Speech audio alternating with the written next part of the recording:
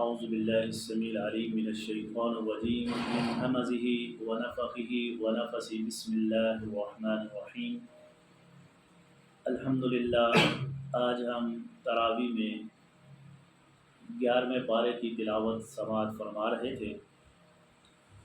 اللہ رب العزت نے اس پارے میں بہت ہی خوبصورت احکامات ہمارے لیے بیان فرمائے ہیں۔ اس بارے میں سورۃ التوبہ کا اختتام ہو رہا ہے اور سورۃ یونس کا آغاز ہے۔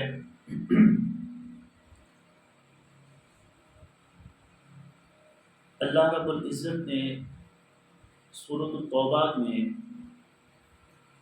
جو اہم باتیں ہم سے ارشاد فرمائی ہیں، ان میں اس کا تعارف تو ہم کل سمجھ چکے تھے۔ خاص طور پہ اس میں مشرکوں کے بارے میں اللہ تعالیٰ نے جو ہماری رہنمائی کی ہے، جو شرک کرنے والے ہیں۔ شرک کہتے ہیں اللہ کی ذات، اللہ کی صفات اور اسماء کے اندر کسی اور کو بھی شریک ٹھہرا دینا، اور یہ خیال کرنا کہ جس طرح اللہ رب العزت یہ تمام اختیارات رکھتا ہے، اسی طرح کسی اور کے پاس بھی اختیار ہے۔ اللہ تعالیٰ نے اس کو شرک کو سب سے بڑا گناہ قرار دیا ہے، ظلم کہا ہے، ان الشرک لظلم عظیم۔ اور جو مشرک ہے اس کے بارے میں اللہ تعالیٰ نے اس صورت کے اندر جو فرمایا ہے، اللہ فرماتے ہیں یا ایھا الذین آمنوا، اے ایمان والو، انما المشرکون نجس، مشرک جتنے ہیں وہ سارے کے سارے ناپاک ہیں، پلید ہیں، گندے ہیں۔ فلا یقربوا المسجد الحرام بعد عامهم ھذا، آج کے بعد فتح مکہ کے موقع پر اللہ کے نبی صلی اللہ علیہ وسلم پر یہ آیات نازل ہوئی، فرمایا آج کے بعد آپ یہاں پر مسجد حرام میں مشرک نہیں آ سکتے۔ اور جو گئے ہیں حج اور عمرہ کرنے آپ میں سے، اللہ رب العزت ہمیں بار بار لے کر جائے، تو وہاں پر بورڈ لگے ہوئے ہیں کہ حرم کی حدود کافر غیر مسلم پار ہی نہیں کر سکتے۔ اگر وہاں پر آتے بھی ہیں تو ان کے لیے وہاں پر بورڈ لگے ہیں کہ غیر مسلم کا داخلہ یہاں پر ممنوع ہے۔ اللہ رب العزت نے یہاں پر یہ فرمایا کہ مسجد حرام کے اندر تو بالکل کافروں کا داخلہ ممنوع ہے۔ فلا یقربوا المسجد، بلکہ قریب بھی نہیں جانا ہے، بعد عامهم ھذا وإن خفتم عیلة فسوف یغنیکم اللہ من فضلہ ان شاء۔ تو اس سے ثابت ہوا کہ مشرک جو ہے وہ اللہ کے گھر میں نہیں جا سکتا۔ اور کیا یہ صرف اس وقت کے مشرکوں کے لیے تھا؟ عقیدتاً پتہ ہو جس کو کہ یہ اللہ کے ساتھ شرک ہے، اور پھر وہ اس کے اندر ملوث ہو جائے، اور وہ پھر مسجد میں بھی آیا، ہماری مساجد میں بھی، اور اپنے آپ کو مومن بھی سمجھ رہا ہو اور ادھر شرک بھی کر رہا ہو۔ آج اللہ کے اس حکم کی بہت پامالی ہوتی ہے، ہمیں شرک کی نجاست، شرک کی گندگی، اس کا گناہ، اس کی تباہیاں، اس کا علم نہیں ہے۔ آج ملک پاکستان میں اللہ کے گھروں کے اندر اللہ غیر اللہ کو پکارا جاتا ہے، جبکہ اللہ فرماتے ہیں وَأَنَّ الْمَسَاجِدَ لِلَّهِ، بے شک مساجد جو ہیں، اللہ کے گھر جو ہیں، وہ کس کے لیے ہے؟ اللہ کے لیے۔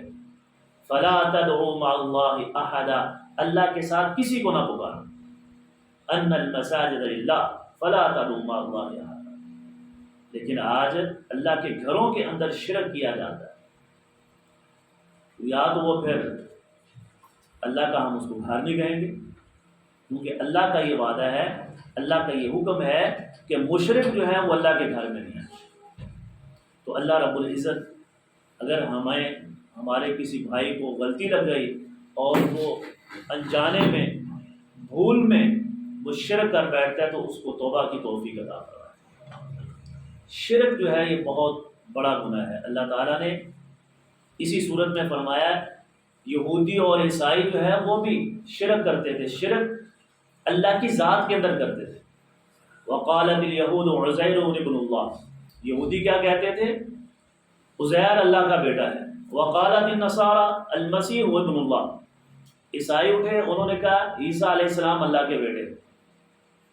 اور آج مسلمان جو ہیں وہ اللہ کا بیٹا دور، وہ اللہ کے نبی صلی اللہ علیہ وسلم کو نور من نور اللہ کہنا شروع کر دیا کہ اللہ کے نور میں سے نور ہے۔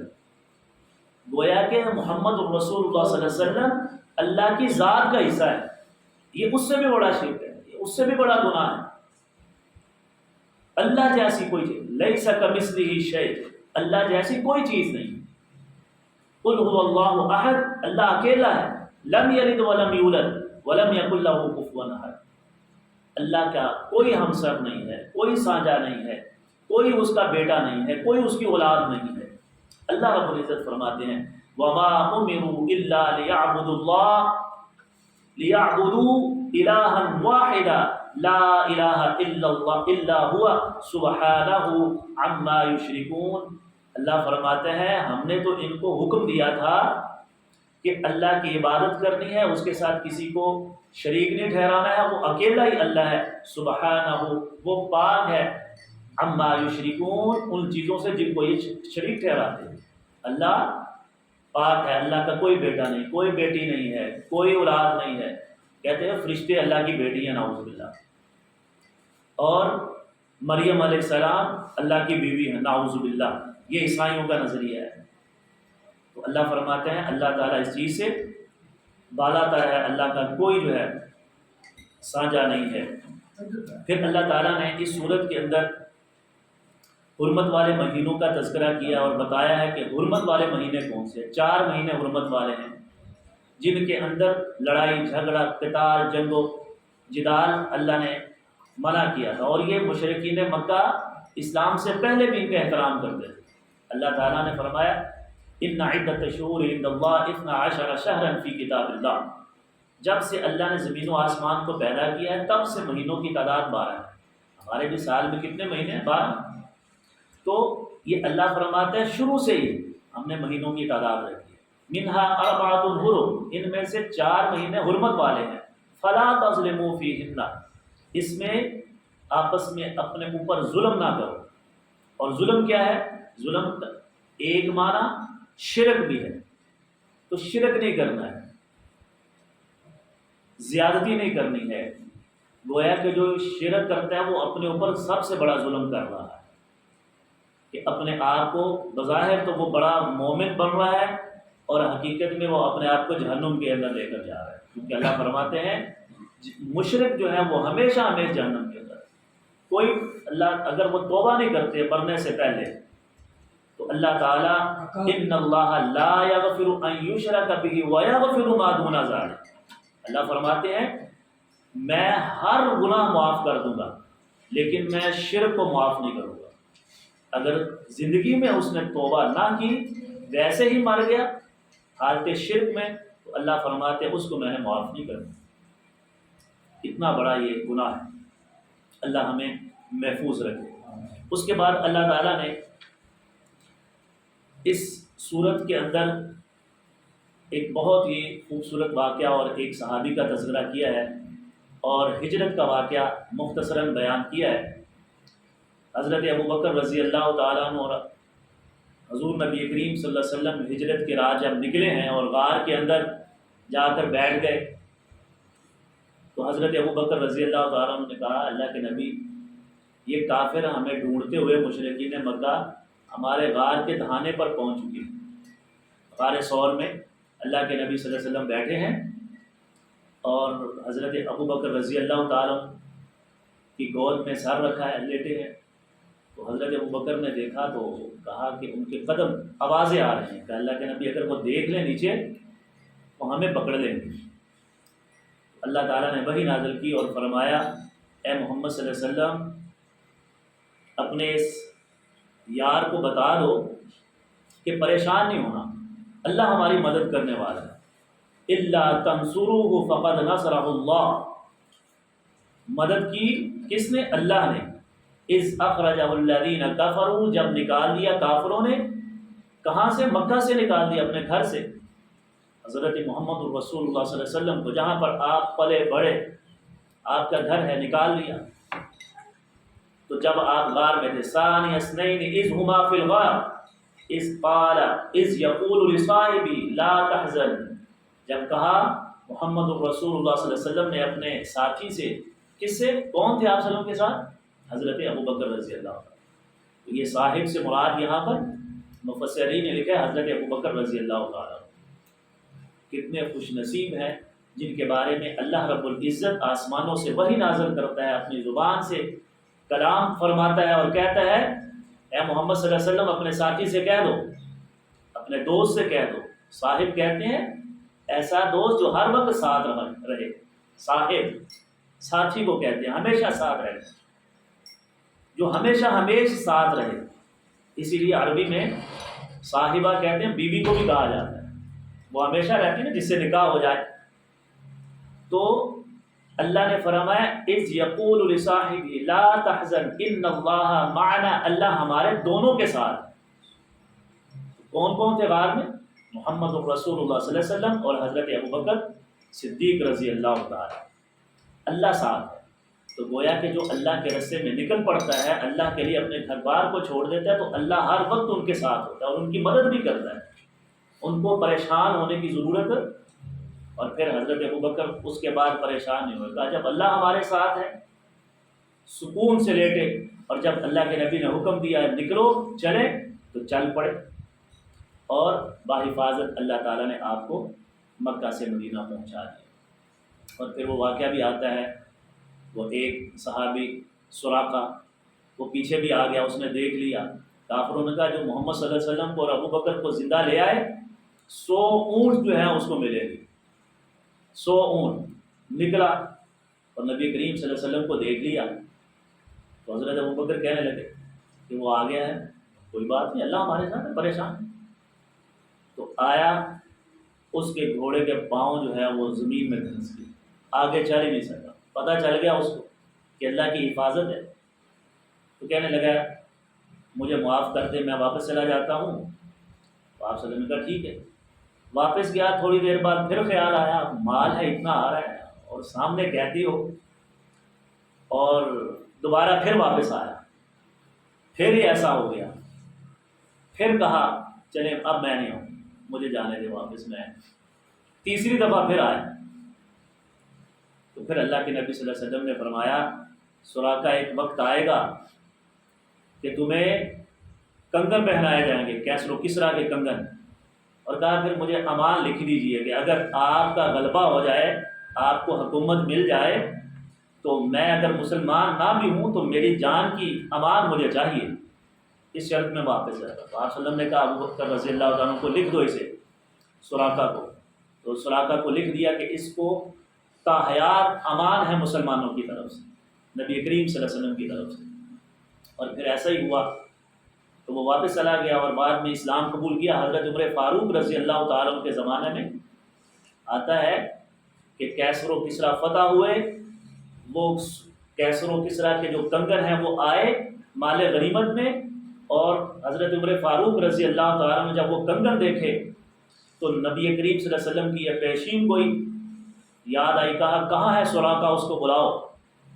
اور صحابہ کہتے ہیں اس کو سراقہ کو چارپائی پر بٹھا کر لایا گیا، ضعیف ہو چکے تھے، آخری عمر میں تھے، اور لایا گیا مسجد نبوی میں۔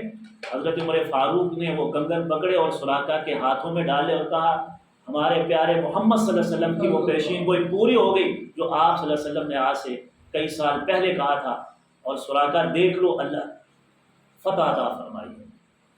اور مفسرین نے لکھا ہے کہ یہ نبی کریم صلی اللہ علیہ وسلم کی اس وقت اس زمانے میں آپ کی نبوت کی علامت ہے، آپ کے سچا ہونے کی علامت ہے۔ آپ صلی اللہ علیہ وسلم نے جو پیشین گوئی کی وہ آپ صلی اللہ علیہ وسلم کے اسی دور میں مکمل ہو گئی، چند سال بعد حضرت عمر فاروق رضی اللہ عنہ۔ تو یہ تذکرہ بھی اللہ رب العزت نے آپ کی ہجرت کا کیا ہے۔ حضرت ابوبکر رضی اللہ تعالیٰ عنہ کے اور آپ صلی اللہ علیہ وسلم کی ہجرت کا۔ اس کے بعد اس صورت کے اندر زکوٰۃ کے بارے میں اللہ تعالیٰ نے مسلمانوں کو، مومنوں کو جو حکم دیا ہے اور اس کو جو خرچ کرنا، اس کے مسارے بیان کیے ہیں کہ زکوٰۃ کس کس جگہ پر خرچ کرنی۔ انما الصدقات للفقراء والمساکین، صدقات زکوٰۃ فقراء کے لیے ہے، مساکین کے لیے ہے، والعاملین علیہا، جو اس کو جمع کرنے والے ہیں، عامل ہیں، اکٹھا کرنے والے مال، ان کی تنخواہوں میں بھی اس کو صرف کیا جا سکتا ہے۔ 3 والمؤلفۃ قلوبہم، چوتھا اس کا مصرف یہ ہے زکوٰۃ کا کہ جو نئے مسلمان ہیں، اسلام کی طرف راغب ہو رہے ہیں، ان پر خرچ کیا جائے تاکہ ان کا دل اسلام کے اوپر پختہ ہو جائے۔ وفی الرقاب، اور گردنوں کو آزاد کرنے میں زکوٰۃ کو خرچ کیا جائے، غلام جو ہیں۔ وفی سبیل اللہ، اور اللہ کے راستے میں جو جہاد کرنے والے ہیں، دین کی تعلیم حاصل کرنے والے ہیں، دین اسلام کی نشر و اشاعت کرنے والے، جتنے فی سبیل اللہ کام ہیں۔ وابن السبیل، اور جو مسافر ہیں، اپنے گھر سے دور ہیں، ان کے پاس زاد راہ نہیں ہے، تو ان کو بھی دیا جا سکتا ہے۔ فریضۃ من اللہ، یہ اللہ کی طرف سے فرض ہے۔ واللہ علیم حکیم، اور اللہ بہت ہی علم والا اور حکمت والا ہے۔ یہ 8 مصارف زکوٰۃ کا یہاں پر تذکرہ۔ پھر اللہ تعالیٰ نے منافقین کا تذکرہ کیا ہے، مشرکوں کے بعد منافقوں کا بھی تذکرہ ہے۔ منافقوں کے بارے میں اللہ فرماتے ہیں وعد اللہ المنافقین والمنافقات والکفار نار جہنم خالدین فیہا، منافق جو ہے اور منافق مرد اور عورتیں، اللہ نے یہاں پر عورتوں کا الگ سے تذکرہ کیا ہے، جبکہ اللہ تعالیٰ منافق کہہ دیتا تو اس میں عورتیں بھی شامل ہیں، جیسے اللہ نے یا ایھا الذین آمنوا اقیموا الصلاۃ، اے مومنو نماز قائم کرو، تو اس میں عورتیں بھی شامل ہیں۔ لیکن یہ نفاق اتنی بری چیز ہے کہ اللہ نے الگ سے فرمایا کہ منافق مرد اور منافق عورتیں وہ جہنم کے اندر ہوں گی، اور کافر بھی خالدین فیہا، ہمیشہ ہمیشہ رہیں گے۔ یا حسبہم ولعنہم اللہ، اور اللہ کی لعنت ہے ان کے اوپر، ولہم عذاب مقیم، اور ہمیشہ ہمیشہ کا ان کا ٹھکانہ عذاب ہے۔ تو نفاق کسے کہتے ہیں یہ ہم شروع میں سورۃ البقرہ میں پڑھ چکے ہیں۔ منافق کہتے ہیں جو اوپر سے کلمہ بھی پڑھتا ہے اور دل کے اندر بغض بھی رکھتا ہے، اسلام کو پسند بھی نہیں کرتا ہے، اور سب سے بڑا منافق رئیس المنافقین عبداللہ ابن ابی، رئیس المنافقین، منافقوں کا سردار، آپ صلی اللہ علیہ وسلم کے پیچھے نمازیں بھی پڑھتا ہے اور آپ صلی اللہ علیہ وسلم کے خلاف باتیں بھی کرتا ہے، اسلام کے خلاف اور کافروں کے ساتھ رابطوں میں بھی ہے۔ تو لہٰذا ہمیں نفاق سے بچنا چاہیے۔ کوئی بھی کام ہے دین اسلام کو صد کے دل سے، منافقت، عملی منافق کون ہے؟ آج ہمارے اندر بھی منافقت آ جاتی ہے۔ نفاق ہے کیا ہے؟ اعتقادی، عقیدہ بھی خراب ہو دل کے اندر۔ ایک ہے عملی منافق، رسول اللہ صلی اللہ علیہ وسلم نے فرمایا منافق کی علامتیں ہیں، 4 نشانی ہیں۔ یہ عملی منافق جو آپ میں بھی اس کا شکار ہو جاتے ہیں، اللہ ہماری بھی اصلاح فرمائے۔ یہ عملی منافق کون ہے؟ آپ صلی اللہ علیہ وسلم نے فرمایا جب بات کرے تو جھوٹ بولے، یہ منافق کی علامت ہے۔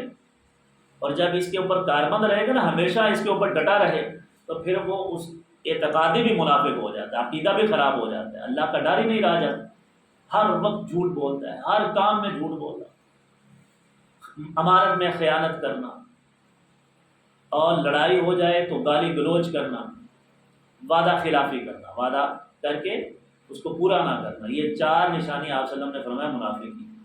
تو یہ تو ہمارے اندر عام ہے، تو پھر ہم بھی منافق ہو گئے۔ تو یہ عملی منافق ہے، اس کو ہم اگر اصلاح کر لیں تو اللہ معاف کر دے گا۔ تو اللہ رب العزت ہمیں نفاق کی بیماری سے محفوظ رکھے۔ پھر اللہ تعالیٰ نے اس صورت کے اندر مسجد، جو منافق ہیں دیکھو وہ مسجد میں بھی آتے ہیں، مسجدیں بناتے ہیں، کہ آج کی جو ہماری صورت ہے نا، خاص طور پہ ہمارے اسلامی معاشرے کی، اس کے اندر بڑے مساجد بنانے پہ بڑا زور ہے، اور نماز پڑھتے نہیں۔ مسجد بنی ہوئی ہے خوبصورت، لیکن نمازی ابھی ہماری مسجد میں دیکھ رہے کتنے ہیں، باہر آپ دیکھیں کام کاج میں مشغول ہے۔ تو منافق کیا کرتے تھے؟ آپ صلی اللہ علیہ وسلم کے پیچھے نمازیں پڑھتے تھے، اب وہاں پر بیٹھ کر تو کوئی گفت و شنید کر نہیں سکتے تھے اسلام کے خلاف، تو مدینہ سے تھوڑا سا باہر، بستی کے باہر ایک مسجد بنا لی، اس کو اللہ تعالیٰ نے مسجد والذین اتخذوا مسجدا ضرارا، اللہ نے مسجد ضرار کہا ہے، نقصان پہنچانے والی، جہاں پر بیٹھ کے وہ اسلام، مومن، مسلمانوں کے خلاف پلانگے کیا کرتے، فرمایا یہ مسجد ضرار ہے، یہ مسجد اللہ کا گھر نہیں ہے۔ وَكُفْرًا وَتَفْرِيقًا بَيْنَ الْمُؤْمِنِينَ وَإِفْسَادًا لِمَنْ حَارَبَ اللَّهَ، وہاں پر بیٹھ کر اللہ اور اس کے رسول کے خلاف جنگوں کی پلاننگ کیا کرتے۔ من قبل لَيَحْلِفُنَّ إِنْ أَرَدْنَا إِلَّا الْحُسْنَى، وہ کہتے تھے ہم تو بہت اچھی باتیں کرتے ہیں، ہماری تو نیت بہت اچھی ہے۔ اللہ نے فرمایا واللہ یشہد انہم لکاذبون، یہ جھوٹے ہیں محمد صلی اللہ علیہ وسلم، اللہ تعالیٰ نے آپ کو بذریعہ وحی بتا دیا یہ وہاں پر یہ کام کرتے، تو اللہ کے نبی صلی اللہ علیہ وسلم کو حکم دیا اور آپ صلی اللہ علیہ وسلم نے جا کر صحابہ کو بھیجا اور اس کو گرا دیا کہ یہ اللہ کا گھر نہیں ہے۔ اور آج ہماری مساجد، وہاں پر اللہ کی عبادت نہیں ہوتی، اکثر مساجدیں ہم نے دیکھا ہے آپس میں کمیٹی ہیں، لڑائی اور جھگڑے، یہ منافقین کا طرز عمل ہے، اللہ ہماری اصلاح فرمائے۔ یہ نہ ہو کہ مسجدیں ہم بنائیں، قیامت کے دن اللہ کہے کہ یہ مسجدیں تم نے اس لیے بنائی تھی، وہ کہیں گے ہم نے وہ بنائی تھی اللہ تیری عبادت کرنے کے لیے، اللہ کہے گا جھوٹ بولتے۔ حدیث میں آتا ہے اللہ قیامت کے دن بلائیں گے اور کہیں گے بتاؤ جی کس لیے تم دنیا کے اندر کیسے زندگی میں، ایک کہے گا میں نے یا اللہ جہاد کیا، اپنی جان کو قربان کر دیا، ایک کہے گا میں نے صدقہ و خیرات کیا، مال تو نے دیا میں نے تیرے راستے، اللہ کہے گا کذب کا، تو جھوٹ بولتا ہے، تو نے تو اس لیے قتال کیا، جہاد کیا، لوگ تجھے شجاع کہیں، بہادر کہیں، اس کو پکڑو جہنم کے اندر، کذب تھا تو جھوٹ بولتا، ریاکاری، دکھاوا۔ اللہ کے ہر کام، مسجد بنائی ہے تو عبادت اللہ کی کرنی ہے، مسجد بنائی ہے تو خوش کس کو کرنا ہے؟ اللہ کو کرنا ہے۔ وہاں پر آپ کچھ خرچ کرتے ہیں تو کس کے لیے؟ اللہ کو راضی کرنے کے لیے۔ یہ نہیں ہے کہ یہاں پر میرا نام لیا جائے، یہ مسجد فلاں نے بنائی ہے جی، فلاں صدر ہے، فلاں نے یہ کر دیا ہے۔ اگر اس طرح کی خواہش ہے تو پھر آپ کو اس مسجد کے اندر تعاون کرنے میں، نماز پڑھنے کا کوئی اجر و ثواب نہیں۔ اگر آپ اپنی چدراہٹ کو قائم کرنے کے لیے مسجدوں میں جاتے ہیں، اللہ رب العزت ہماری اصلاح فرمائے۔ بلکہ اللہ فرماتا ہے جو مسجد بناتے ہیں اللہ کا گھر صرف تقویٰ کے لیے، تو وہیں پر اللہ کی عبادت ہوتی ہے جو تقویٰ کے اوپر قائم ہے۔ تو اللہ تعالیٰ نے پھر مشرکوں کے بارے میں فرمایا محمد صلی اللہ علیہ وسلم یہ مشرک اتنے ہیں ناپاک نجس ہیں کہ ان کے بارے میں بخشش بھی نہیں کرنی ہے، تو نے ان کا جنازہ بھی نہیں پڑھنا۔ عبداللہ ابن ابی مر گیا تو اس کا بیٹا جو ہے عبداللہ، وہ مومن ہے، پک اللہ کے نبی صلی اللہ علیہ وسلم کے پاس آیا اور کہنے لگا اللہ کے نبی جنازہ پڑھا دیتا ہوں، تو آپ صلی اللہ علیہ وسلم نے کہا اچھا کوئی بات نہیں پڑھا دیتے۔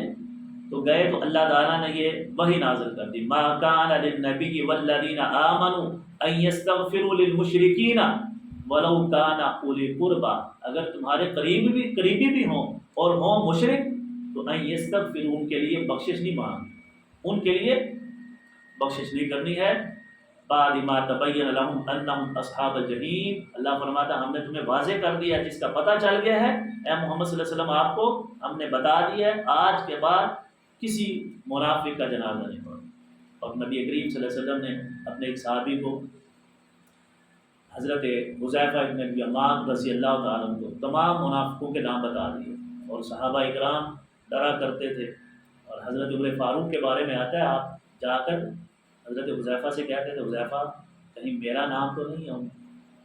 یہ صحابہ کرام کی ایمان کی کیفیت تھی کہ وہ اپنے آپ کا محاسبہ کرتے تھے اور دیکھتے تھے کہیں ہم تو منافقوں کے اندر نہیں ہیں۔ حضرت عمر پوچھا کرتے کہتے نہیں آپ نہیں۔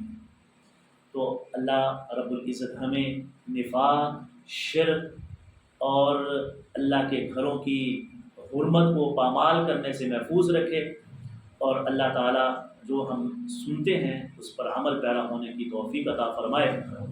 کل کے انشاءاللہ ہم لیکچر میں سورۃ یونس کا خلاصہ پیش کریں گے۔ اللہ رب العزت ہمیں قرآن و حدیث کو سمجھنے اور عمل کرنے کی توفیق عطا فرمائے۔ وما علینا الا البلاغ۔